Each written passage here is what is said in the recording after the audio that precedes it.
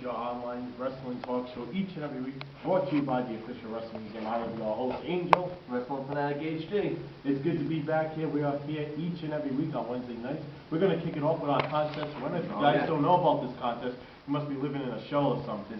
But each and every week we're going to debut a new picture that we're going to tweak just a little bit so you can't really see who's in the picture.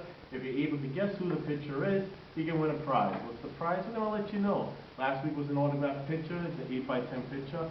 There was tons of people that wrote in via email, Facebook, and Twitter. There were some crazy guesses. I don't even know. Oh my God! I was like, what the hell? But there's a lot of people that guessed the right answer. The answer was Edge. This was the picture right here, so everybody can see. This picture will also be on the site so you guys can see and be like, oh, now it makes sense it was Edge.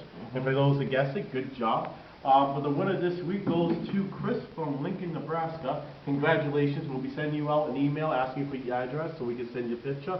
This is going to be the picture that's coming to you. It's an 8x10 promo picture from the World Wrestling Entertainment. It has the fake signature from Edge in the corner already printed on the picture, and it's signed in blue ink for you itself. We hope you enjoy it. It's coming out to you first thing. Make sure everybody tunes into this whole entire show. Why? Because it's off the rope, so you don't want to miss the whole show. But at the end of the show, we're going to debut the new picture of the week. It's pretty cool. Follow us on Facebook. Friend us on Twitter. No, that's definitely the other way around. I don't do that media stuff. That's why the museum does it all. But you know what I'm trying to say. Do all that because we give out hints each and every week. We gave out some great hints last week. A lot of great hints this week. And I do want to say tune in to next week's Off the Rope show. We have, we're going to be in Providence, Rhode Island on the 16th. We're going to be doing a mini talk show. I'm not too sure what all that is about yet. Then we're going to jet back here to the studios, do the Q&A show, and then we're going to jet right back down to Providence, Rhode Island. And what we're going to be doing there is doing a lot of promo work. We're going to be giving out some flyers. The flyers are going to have prizes on the flyers itself, and then there's a grand prize thing that's going to do with Facebook and Twitter. And the prizes that they have on this is unbelievable. Some of these prizes that I've heard. It's something that you do want to participate in. You don't want to it's free prizes. Why? It's free. Exactly. But all the information is going to be next week's show, so make sure you tune in for that. Yeah, you don't want to miss that. Make sure you catch that. Now, I want to get into a little old school Raw that just happened on Monday night. This is the second old school Raw WWE has done. I thought it was decent. They kicked it off. They had the old school Raw theme. They had the videos, the music, the apron, the entrance, the big Raw letters, RAW. It wasn't too bad of a Raw. I think they could have just done it out. It's the same legends we've always seen before, but I mean, what more can we expect? I think it was a good Raw. Old school vibe. I like the feeling of it, from the entrance of it to the pyros to the names on the screen. Right. It was great for TV. You have Michael Cole and Josh Mathis with the old jacket. Yep. Jerry Lawler with the red, old fantastic. I love 94. Yeah. And then you had Justin Roberts in the tuxedo. The problem was you had legends like Ric Flair, $1 Million Man, Hacksaw, Dusty Rhodes, Sergeant Slaughter, Honky Tonk Man, Mean Gene, Mae Young, the New Age Outlaws, Dusty Rhodes. You have all these guys, which they're not problems by they had them. But there's guys that didn't have an impact. Right. And some of the guys on Cooper, you've seen them. They could have had other guys on the show. We were talking, pre-interview, pre-meeting on this.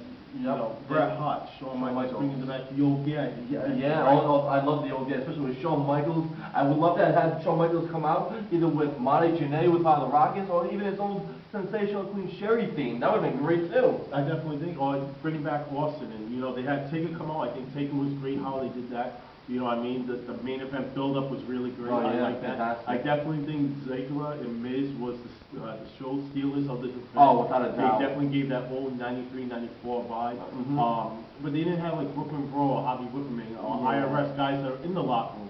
But they could have had guys like King Kong Bundy, Tatanka, Scotty 2 Hotty, Barry Horowitz, you said Monty Jannetty. You know what I mean? Tommy the Great Heat and Savio Vega. Or even bring back Mean Street Posse and have the Shield take out Mean Street Posse. There were so many opportunities and they didn't do it. And I think that hurt the fans that's watching it on TV because they would think old school, and they kept too new on a lot of the things. I think the fans looked at it like, wait a minute, what's going on? This is not really too old school no more. But the fans have to remember though, it's old school Raw, 93, 94, 95, 96 era, not the 80s era. So you can't bring in guys like Demolition and Bobby and there was no Raw then.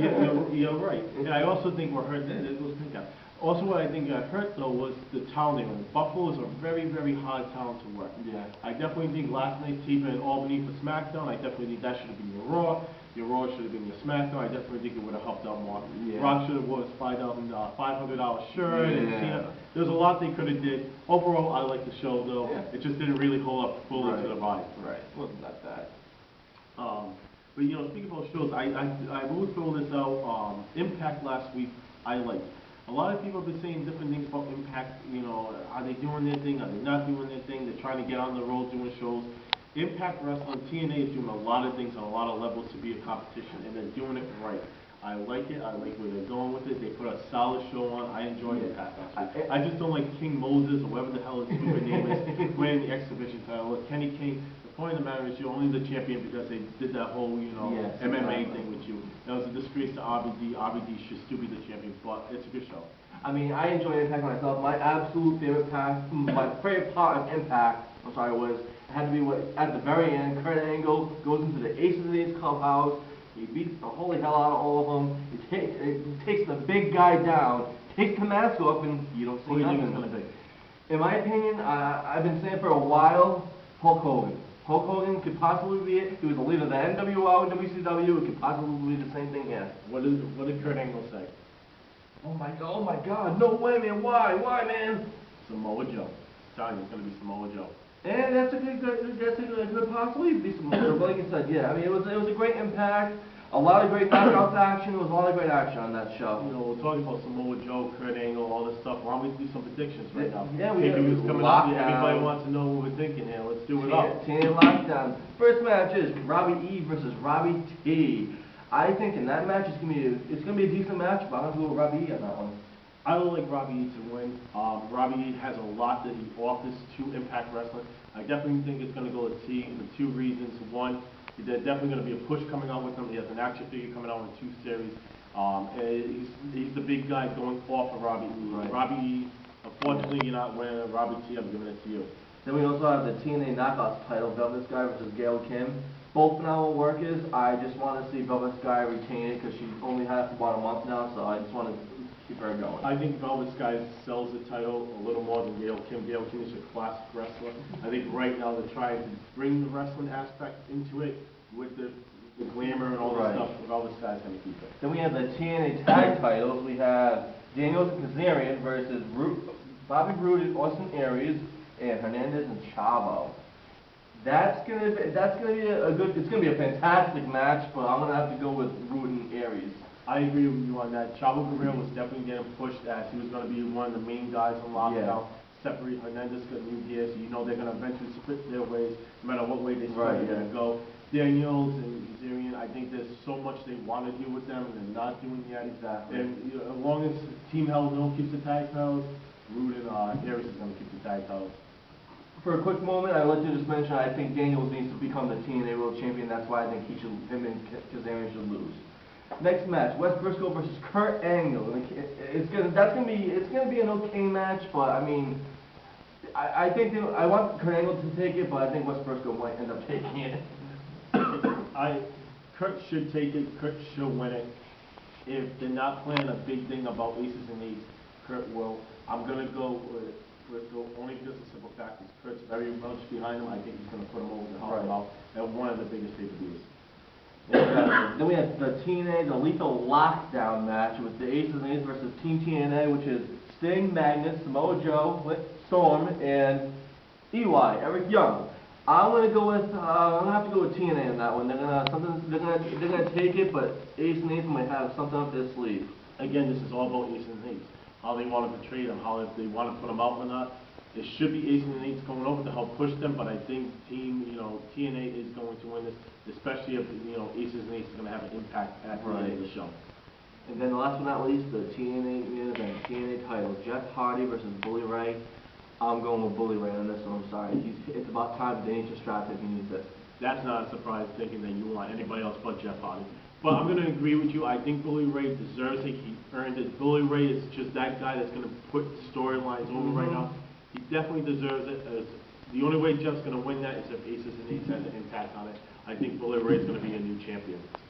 Speaking about pay-per-views, though, WWE has just finally released a new pay-per-view name for June. It's going to be on June 16th. It's called WWE Payback. I'm sorry. That's definitely a random name. Yeah. It's definitely going to be a pass-through pay-per-view. Yeah, just to get through the storylines. They were going with Great American Bash, Bash on the Beach. They had all these different names that they could have brought back. Market made great sense of Payback. Really, no clue, but that's what they're going to do. I would like to bash at the beach again. I'm sorry. And everybody, you got to remember though, if you have any random questions, I think I want to ask this one. All you got to do is send it in to us at showproevents@hotmail.com or the official wrestling museum at hotmail.com. You can't forget that one. You can tweet it to us. You can Facebook it to us. Each and every Saturday we do Q&A show. We had some great questions last week. Hopefully this week we got some great questions. I heard there's some good ones coming in so far. Yep. So send the questions in. Every Saturday we do it, so please make sure to keep coming them in from all around the world, please, because you guys are the reason why we're doing this museum, and keep it going. Definitely. One of the famous segments that we do here, we're going to roll it on. Here we go. Gimmick of the week, baby. I love this section. Now, who's your gimmick this week? Okay, my gimmick this week is going to be someone who's fairly new. He's debuted, but he hasn't really debuted yet. I'm going to have to go with Fandango. I think he would be walking out of the show right now because she said his name. Actually, he'll probably be sitting on the show because the icon's here. He'll be looking at you like you have 10 Oh, here we go. Fandango. There you go. Hey, there's nothing wrong with Fandango. Who's your gimmick, huh? All right, well, first let's talk about Fandango, or whatever his name is. Okay? That's him telling us that we're messing up his name, folks. Sorry. No, in all honesty, I think they're doing it good because they know this character is not going to get over. But I think they're pushing it good, so when they put him on TV, they're going to weave away the dancing, weave into something else, bring back the old Johnny Curtis type of gimmick. Yeah. I think they're doing the right, the right thing with him right now. It'll kick in soon enough, hopefully. My gimmick of the week, Yokozuna. Wow, I was not expecting that one. Yokozuna, baby. This guy was a multi-time champion. He went out there. He was a sumo wrestler. But why this gimmick is so great? He was a sumo wrestler 24/7, but he was a Samoan. Okay, a Samoan playing a sumo. Yeah. You know what I mean? Like, and there's just a rich history with the Samoan family, and to be able to portray a gimmick like that, to not be falling into the category of something else, but just a straight sumo character. Right, yeah. He was phenomenal. Oh, I can agree with that. I mean, I was a Yokozuna fan back in the day. He was a perfect heel. I liked it when he was with Owen Hart, British Bulldog. I thought it was phenomenal. I was like, this is insane. Multi-time champion, like you said too. And I like the fact that he was with Mr. Fuji, and he came out and he had the flag. He bowed with the rice. He did everything right with the gimmick. Right. He really captured the crowd, and he never played the big man, little man role. When he bumped, and he made you believe it. He just knocked the crap out of him. Yep. You know, and Yokozuna, I think, he's somebody that's always going to be remembered. And it's sad that he's not with us anymore. He really, really is. Now I want to get into something that happened last week that we didn't get into. It's more of the CM Punk versus John Cena match. Absolutely phenomenal match. John Cena, he actually put on a decent match. He learned a new move, everybody, the Hurricane Rana. I was in shock. I loved it. Well, we didn't really talk too much about this last week just because of the fact it was a great match. We don't always have to mention a great match. Right, but this was just... But this is definitely went above and beyond. WWE really showcased it. Let's face the fact, it was definitely the match of the year, and it's probably the best match in the last 4 or 5 years.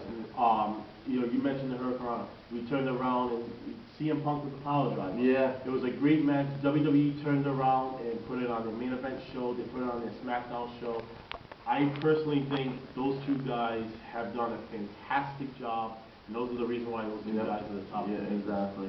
Then we also had the little social media SmackDown that happened, and that was an iffy thing. It wasn't the best, but what are you possibly gonna do? I mean, it's